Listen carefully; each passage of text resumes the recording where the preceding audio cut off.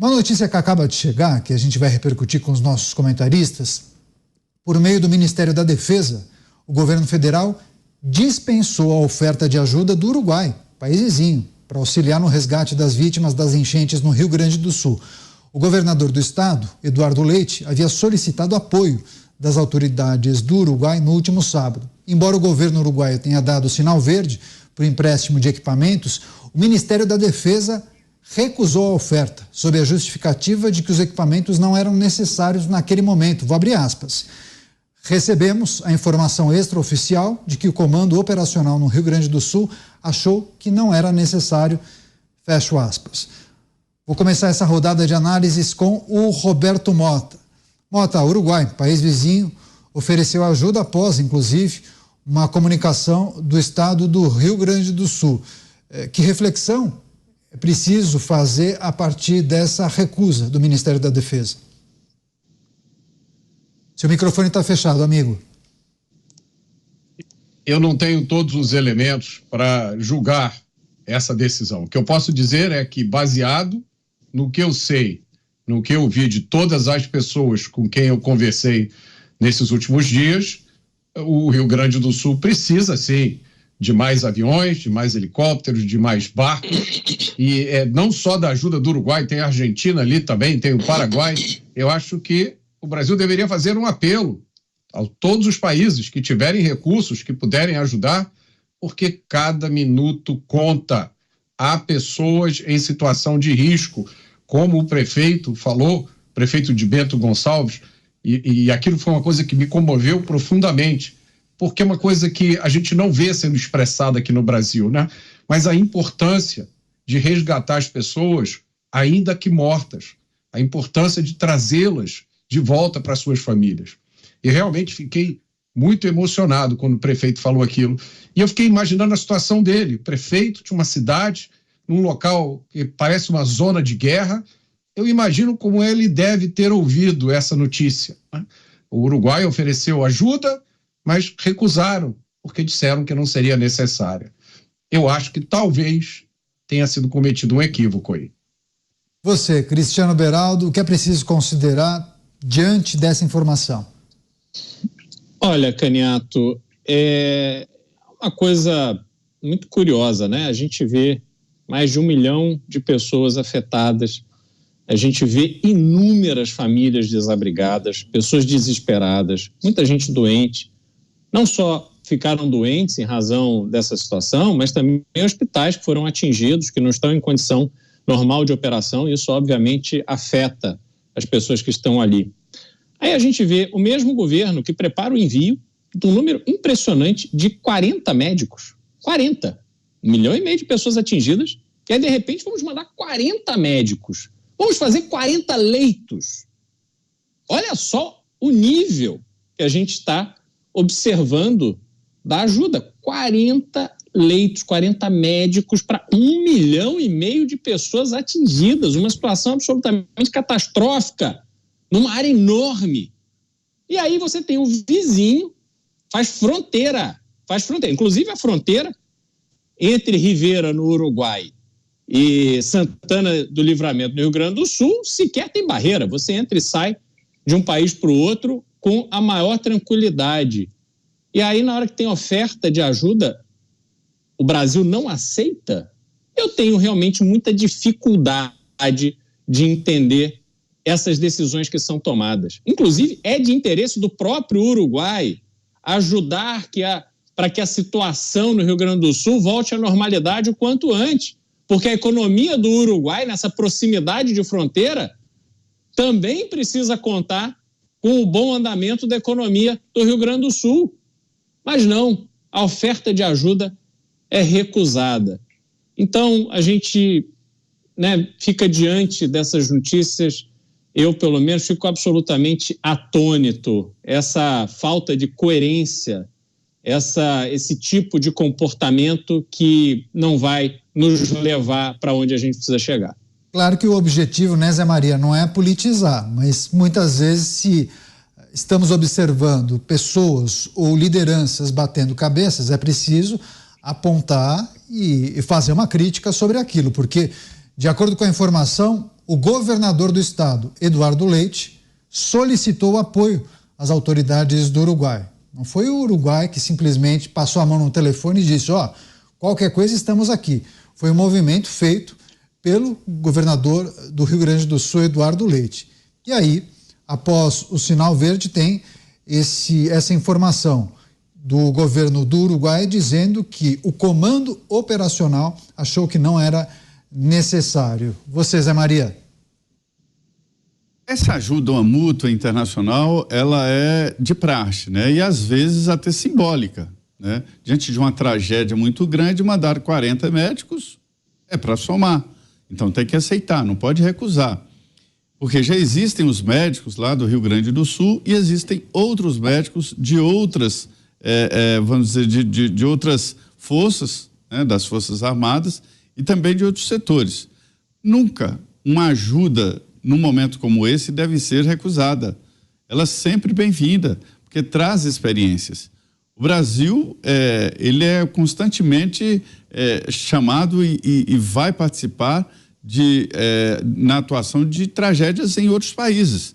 Nós temos uma expertise muito grande aqui, por exemplo, com cães farejadores para encontrar pessoas que estejam desaparecidas ou soterradas, com a possibilidade de remover destroços e principalmente identificação. A Polícia Técnica do Brasil, e todos estão indo para lá, é muito competente na área de identificação, a Polícia Científica. Então, em momentos assim, não se deve recusar absolutamente nenhuma oferta de ajuda, né? Talvez dar uma equalizada, olha, não precisamos disso, mas precisamos daquilo.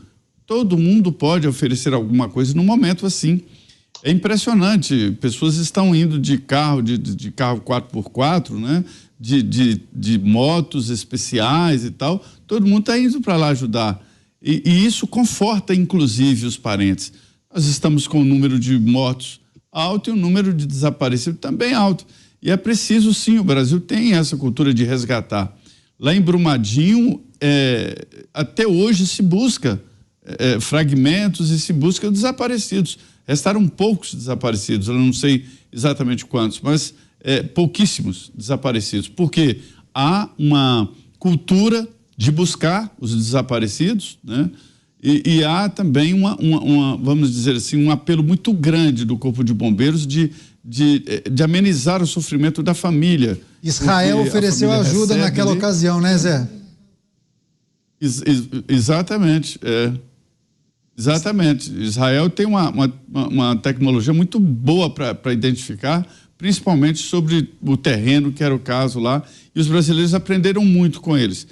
Me disse naquela ocasião o porta-voz do Corpo de Bombeiros de lá, de que aprenderam muito com eles, e houve inclusive uma troca de conhecimentos sobre a localização de corpos. Pois é, e quanto mais, melhor, né, Mota? Acho que toda ajuda é bem-vinda, é necessário. O Ministério da Defesa recusou, usando o argumento de que os equipamentos não eram necessários naquele momento. Mas espera aí, é uma situação muito complicada, deslizamento de terras, transbordamento de rios, enchentes, alagamentos, uma tragédia sem precedentes, mais de 400 municípios afetados. Espera lá, é uma situação, não é homogênea, né? Assim, é muito distinto, né? Cada município está sofrendo de uma maneira. Acho que quanto mais ajuda, melhor. Sem dúvida, eu acho que qualquer pessoa que já exerceu uma função executiva na vida fica imaginando, né? Fica olhando o que está acontecendo lá e pensando como é que você toma decisão num momento como esse. Você tem que elencar as prioridades, estabelecer uma coordenação e colocar o foco naquilo que é mais importante. Nada é mais importante nesse momento agora do que salvar as pessoas. Se as águas chegaram nesse nível, é um nível maior do que a enchente de 1941, se claramente os recursos que existem no Estado não são disponíveis, como é que não se pede ajuda? O Cristiano Beraldo está certíssimo, eu esqueci de comentar esse detalhe. Os médicos vão amanhã, não é isso? Eles já deveriam estar lá há uma semana ou há 2 semanas. O que estavam esperando?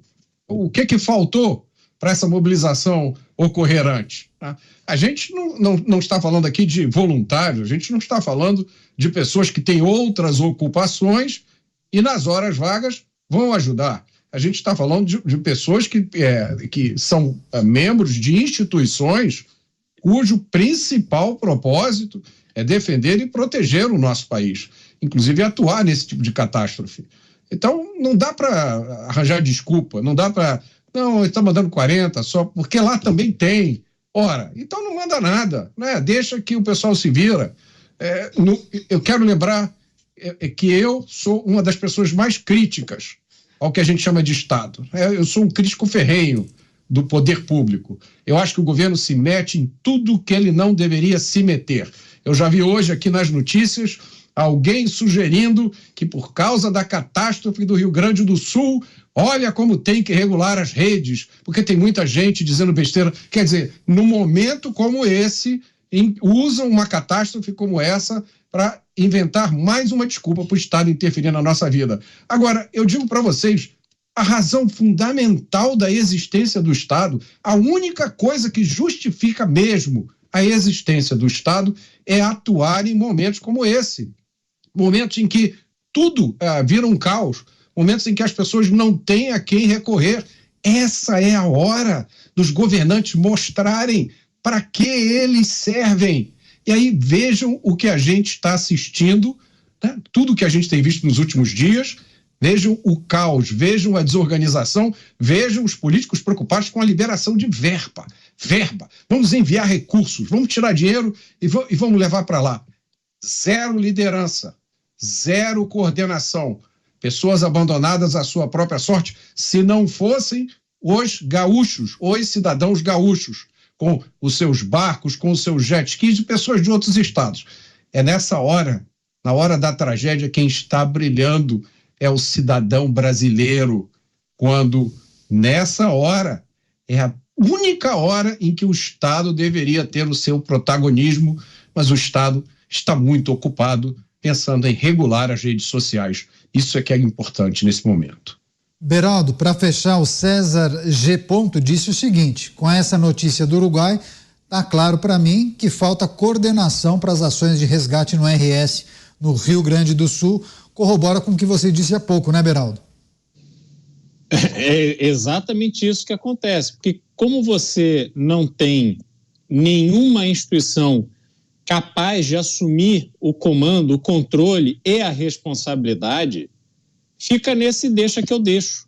Né? As pessoas ali envolvidas querem parecer que estão fazendo alguma coisa, mas, no fundo, assumir a responsabilidade de comandar toda uma estrutura absolutamente complexa, porque a gente está falando de uma coordenação de muitas pessoas, onde você tem dificuldade de comunicação, você tem necessidades bastante distintas em cada uma das regiões, ao mesmo tempo que você tem pessoas ainda ilhadas, com fome, com sede, você tem as pessoas que foram resgatadas, mas estão doentes, as pessoas que foram resgatadas, mas não estão encontrando seus familiares, pessoas que ainda estão desaparecidas. Então, você tem várias frentes ali e é preciso uma coordenação bastante competente. Isso a gente não vê. Então, de novo, Caniato, o que é o papel do líder, né? O Brasil adora se colocar nessa condição. Sou o líder regional, sou o país mais importante, o maior país, a maior população. Mas que tipo de liderança é essa? Se a gente sequer consegue ter efetividade, ser eficiente para conduzir esforços diante de uma catástrofe que se abate dentro do nosso país.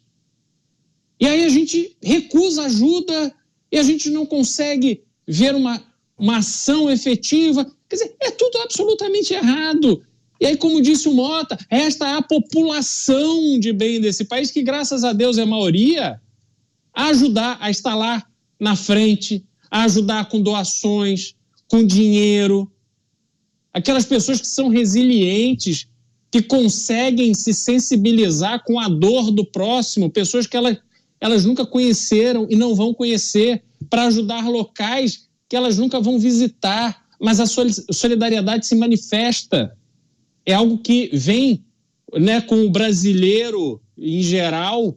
Infelizmente, a gente viu casos aí em que esse tipo de sentimento não está presente, mas, em geral, o brasileiro é isso. Só que a nossa condução diante da catástrofe não pode depender só disso. E é o que nós estamos vendo. Cada um vai se virando. E aí os vídeos são muito bonitos, as imagens, aí pego ali a pessoa com o coletinho que está descendo do caminhão, que está levando a cesta básica e tal, mas no redor daquela imagem tem toda uma série de necessidades que simplesmente não estão sendo atendidas por esta incompetência. Não tem outro nome, é incompetência. É mais um exemplo de como o povo brasileiro sofre e muito com esta incompetência que vem do poder central, que vem da União.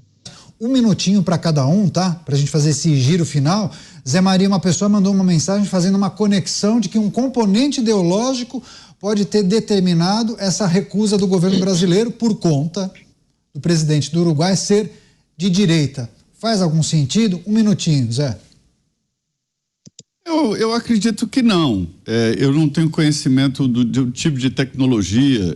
Isso é muito polêmico. Quando Israel ofereceu 130 soldados aqui, houve um debate exatamente sobre isso. E houve um debate dizendo que a tecnologia do Brasil na localização de corpos era muito mais eficiente. Mas, mesmo assim, eles desembarcaram lá em Minas Gerais.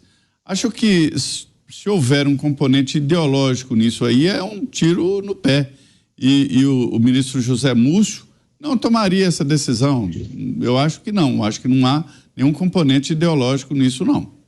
Mota, um minutinho, você tem uma mensagem para compartilhar com a gente, você acabou de receber, né? Isso, uma mensagem de uma moça que tem o marido dela, Tiago.